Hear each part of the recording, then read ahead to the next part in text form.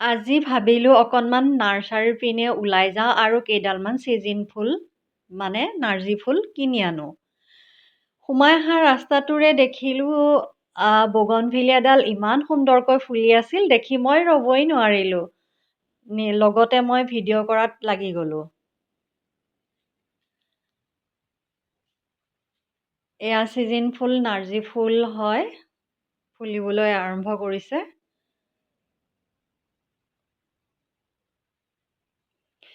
নাৰ্জী ফুলৰ পুলি 20 টকা কৰি কিনিলোঁ।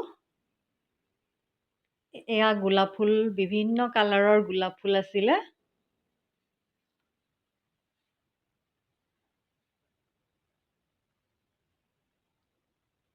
সেয়া অশোক ফুলৰ পুলি আৰু ইয়াক কৰ্তন।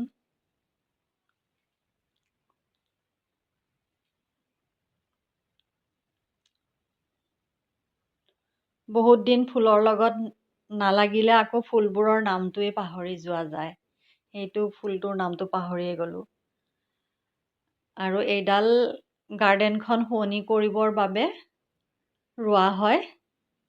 গোলনেমুৰ দৰে অতি চাপৰতে লাগে, দেখিবলৈ বৰ শুৱনি হয়।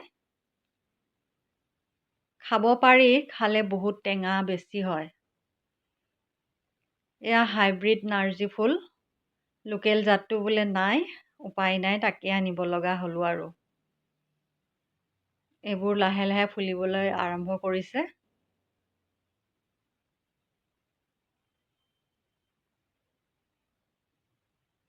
চিজনৰ ফুলতকৈ মই পাতফুলবোৰেই বেছিকৈ ভাল পাওঁ, কাৰণ পাতফুলবোৰ সদায়ে থাকি যায়। চিজনৰ ফুলবোৰ আকৌ এবাৰ ফুলি পেলাই আকৌ চিজনটো যোৱাৰ পাছত নাইকিয়া হৈ যায়।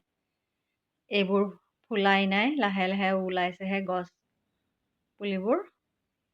সেইটো 2 কালাৰৰ বুগনভেলিয়া হয়, দেখিবলৈ বৰ শুৱনি। মোৰ ঘৰত আছে, মই ৰুই লৈছোঁ।